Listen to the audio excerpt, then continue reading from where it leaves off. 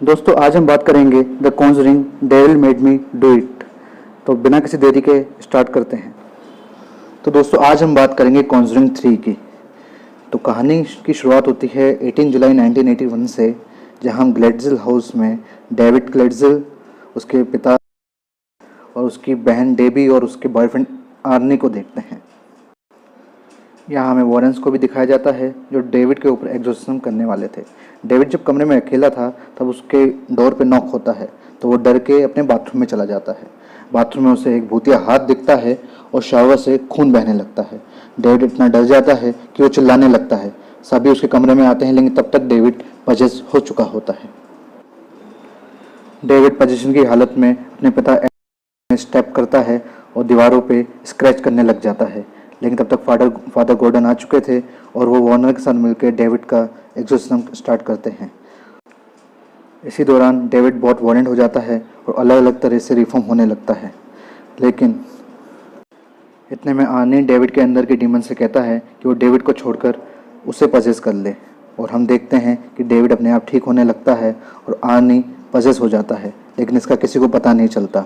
सबको लगता है कि एग्जॉर्सिज्म बिल्कुल सही गया है और अब कोई खतरा नहीं है। इस घटना के दौरान एड को हार्ट अटैक आ जाता है और वो हॉस्पिटलाइज हो जाते हैं, लेकिन वो बेहोश होते हैं। एग्जॉर्सिज्म के बाद हमें दिखाया जाता है कि डेबी और आनी एक नए शहर में किसी ब्रूनो नाम के आदमी के घर पे रहते हैं। डेबी ब्रूनो के लिए काम करती थी, इसलिए वो उसी के यहाँ पे रहती थी। लेकिन आनी को ये सब अच्छा नहीं लगता था। आनी को हमेशा लगता था कि कोई लेडी उसे मारना चाहती है। एक दिन ब्रूनो अपने घर में पार्टी कर रहा था और वो डेबी के साथ लाउड म्यूजिक में डांस कर रहा था।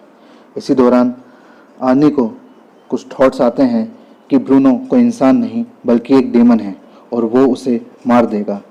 डरने के कारण वो डेबी को पीछे हटाता है और ब्रूनो से डरने लगता है, और इसी डर के दौरान वो ब्रूनो को बहुत बार स्टेप कर देता है, जिससे ब्रूनो की मौत हो जाती है।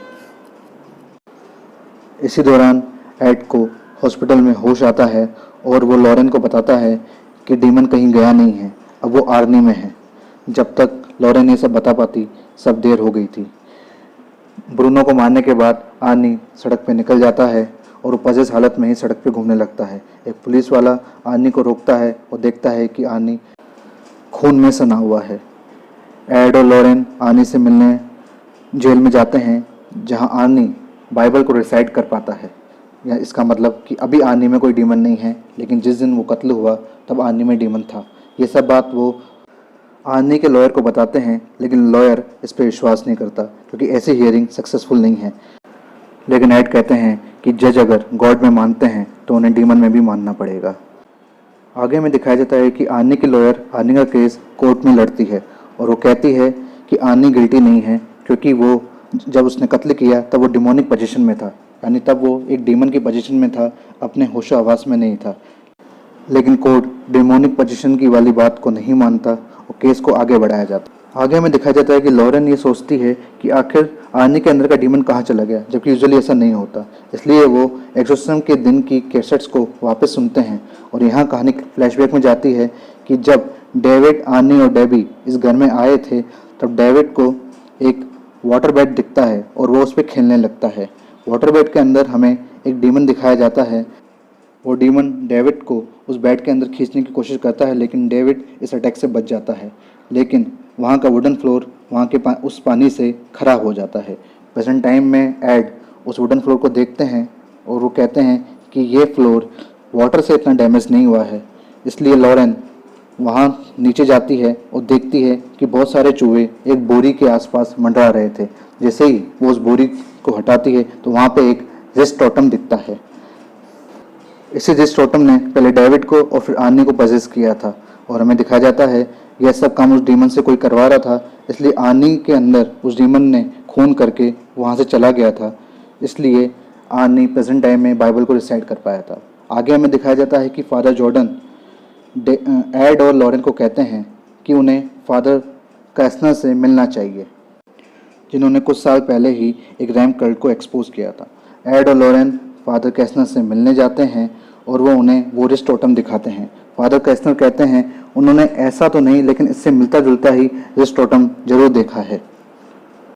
फादर कैसनर लॉरेन और एड को उस कल्ट से रिलेटेड काफ़ी ऑकल्टिक चीज़ों को दिखाते हैं, जहां वो कहते हैं कि उन्होंने इन ऑकल्टिक चीज़ों पर काफ़ी रिसर्च किया और उन्हें पता चला कल्ट के लोग एक सैटेनिक की पूजा करते हैं और अपना ब्लड सेक्रीफाइस करते हैं।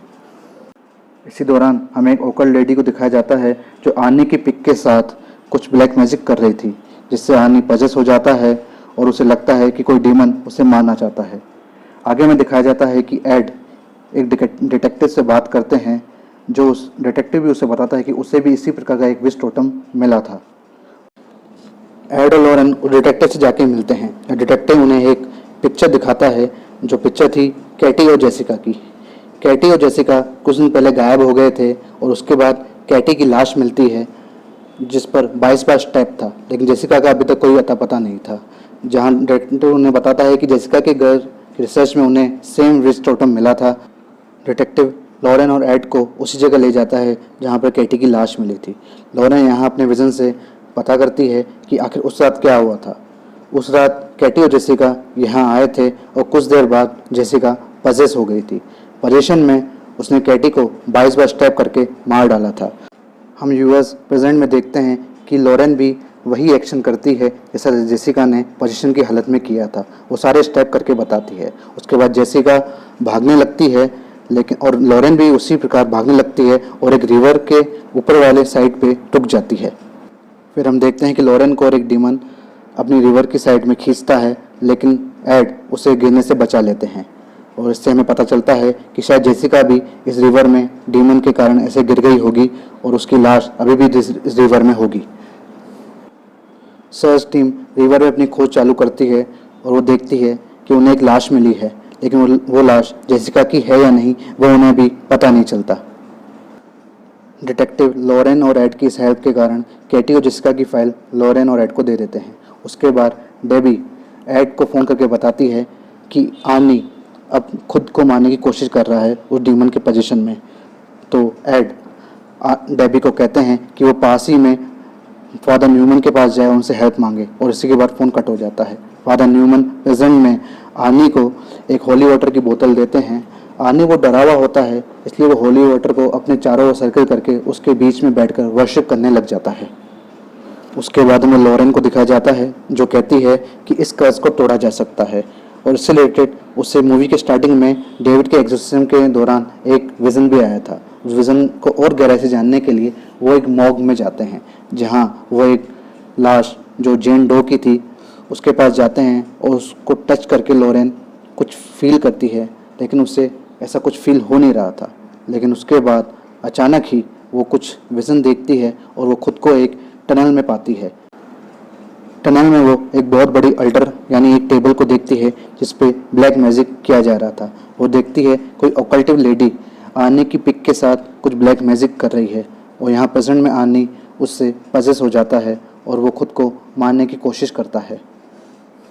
आनी होली वाटर की बोतल को तोड़ देता है और उसके कांच से खुद को कट करने लग जाता है, और उससे सेम वो ऑकल्टिव लेडी करती है और वही उससे ये सब करवा रही होती है। उसी समय लॉरेन उस ऑकल्टिव लेडी पे चिल्लाती है और यह ब्लैक मैजिक टूट जाता है, जिससे आने की जान बच जाती है और वह सही हो जाता है। उसके बाद हमें दिखाया जाता है वो ऑकल्टिव लेडी लॉरेन से कनेक्ट करती है और अपने सैटेनिक को जिंदा करके लॉरेन को मारने के लिए भेज देती है। इसी दौरान उस लाश को लॉरेन के पास आते हुए देखकर लॉरेन को वहाँ से हटा देते हैं और इससे सारा कनेक्शन टूट जाता है। एड और लॉरेन डेबी के घर जाते हैं, जहाँ उन्हें एक बुक दी जाती है जिसमें लिखा होता है कि विच क्राफ्ट को पूरा करने के लिए एक मर्डर और एक सुसाइड करना होगा, और आनी ने मर्डर तो कर दिया था, अब उसे खुद को मार के सुसाइड करना होगा। लेकिन इस कर्ज को तोड़ा भी जा सकता है, और उसको तोड़ने के लिए हमें उस अल्टर यानी टेबल को तोड़ना होगा जहाँ पे वो लेडी ब्लैक मैजिक करती है। और वो अल्टर लॉरेन बताती है कि एक टनल के अंदर हैं जहाँ पे बहुत सारी ट्रेन की आवाज़ भी आ रही थी। इसी दौरान एड अचानक से बेहोश हो जाते हैं, और जब वो उठते हैं तो वो अपने आप को बिस्तर पे पाते हैं, लेकिन लॉरेन वहाँ नहीं होती। वो लॉरेन को ढूंढने निकल पड़ते हैं, लेकिन लॉरेन उन्हें कहीं नहीं मिलती। इसी दौरान उन्हें वो ऑकल्ट लेडी दिखती है जो उन्हें पजेस कर लेती है, और वो देखते हैं वही मॉग की लाश अब उन्हें मारने के लिए आ रही है। वो उसे क्रॉस की सहायता से लड़ते हैं और एक चाकू से उस पर वार भी करते हैं, लेकिन अचानक उन्हें होश आता है और देखते हैं कि वो कोई लाश नहीं बल्कि लॉरेन थी। ये उनका एक विज़न था जो उस ऑकल्ट लेडी ने पोजीशन के दौरान एड को दिखा रही थी। यानी उस ऑकल्ट लेडी के पास इतनी पावर है कि वो किसी को कोई भी विज़न दिखा सकती है और पजेस कर सकती है। इसी दौरान हम देखते हैं कि लॉरेन एड की टेबल पे कुछ फ्लावर्स को देखती है जो मुरझाए हुए थे। फिर एड उस फ्लावर पॉट को तोड़ता है जिसमें उन्हें एक विच क्राफ्ट दिखता है, वही विच टोटम। यानी उस ऑकल्ट लेडी का अगला शिकार शायद एड हो सकते थे। उस बुक के कुछ वर्ड्स लैटिन में थे, इसलिए लॉरेन उसे ट्रांसलेट करने के लिए फादर कैस्नर के पास जाती है। और यहाँ प्रेजेंट में डेबी फादर न्यूमैन के साथ आनी के पास होती है, क्योंकि आज शायद आनी खुद को मार डालेगा।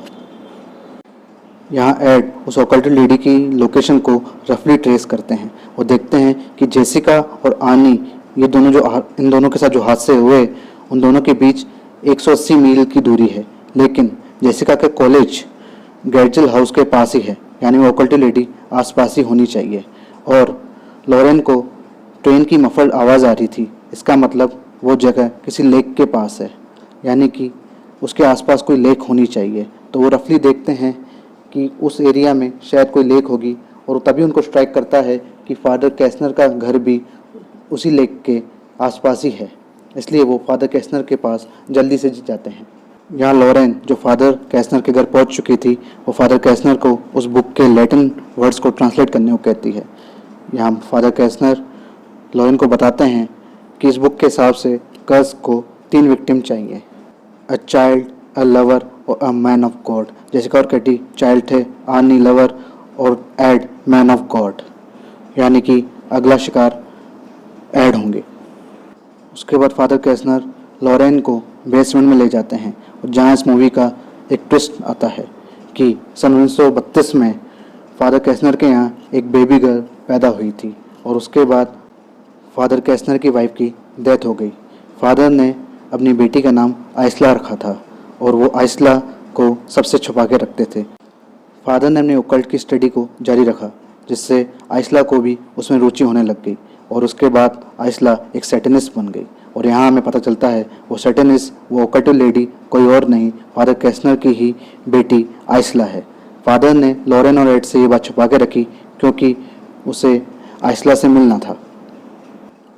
फादर बताते हैं कि आइसला बचपन में घर के नीचे वाले टनल को ही एक्सप्लोर करती थी, तो शायद उसका वो अल्टर या टेबल उस टनल में ही होना चाहिए। और इसी दौरान आइसला वहाँ आ जाती है। लॉरेन वहाँ से भागती है और टनल में जाके छुप जाती है, लेकिन आइसला फादर कैस्नर को जान से मार देती है। लॉरेन को टनल में कुछ अजीब से विजन आते हैं और वो खुद को ही देख पाती है और वो खुद पर ही अटैक करने लगती है। इसी दौरान उसे वो अल्टर भी मिल जाता है जहाँ पे वो लेडी ब्लैक मैजिक करती थी। लॉरेन उस टेबल को हिलाने की कोशिश करती है लेकिन हिला नहीं पाती। इसी दौरान आइसला भी वहाँ आ जाती है और एड भी फादर कैस्नर के घर पहुँचते हैं और मेन हॉल से वो टनल की तरफ चलते हैं क्योंकि वहाँ पे लॉरेन की आवाज़ उन्हें सुनाई पड़ती है।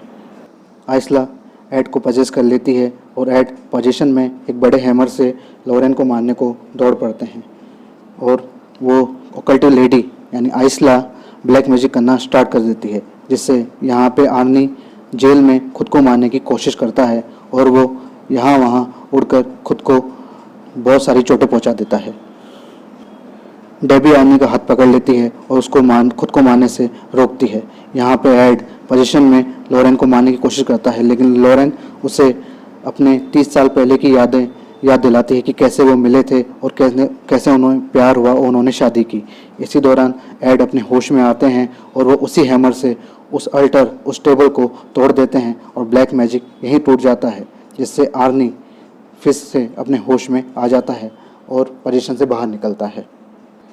इसके बाद सैटनिस्ट आइसला वार्नर के सामने आती है, लेकिन वो खुद ही डिफॉर्म होकर मरने लगती है क्योंकि उसने कर्ज को पूरा नहीं किया था और वो मरने लग जाती है। लेकिन इसी दौरान हमें आइसला जैसी एक डीमन दिखती है जो आइसला को मार डालती है और उसके बाद सब कुछ ठीक होने लग जाता है। एड को फिर से हार्ट पेन होता है, लेकिन लॉरेन उसे मेडिसिन दे देती है जिससे एड अच्छा फील करने लगते हैं। पुलिस यहाँ आ जाती है और सब कुछ कंट्रोल में आ जाता है। उसके बाद हम एड को अपने म्यूज़ियम में उस विच टोटम को संभाल के रखते हुए देखते हैं। उसके बाद हम देखते हैं कि आनी को कोर्ट में 5 साल की सज़ा हुई है और वो इस सज़ा के दौरान ही डेबी से शादी कर लेता है। तो दोस्तों ये थी the Conjuring devil made me do it की कहानी। आई होप ये वीडियो आपकी पसंद आई होगी। वीडियो पसंद आई है तो प्लीज़ इसको लाइक कीजिए, शेयर कीजिए, कमेंट कीजिए आपको क्या अच्छा लगा, और अगर अच्छा नहीं लगा कुछ तो प्लीज़ फीडबैक दीजिए, और अच्छी लगे वीडियो तो प्लीज़ चैनल को सब्सक्राइब कर लीजिए ताकि हम ऐसी वीडियो आपके लिए लाते रहें। Thank you.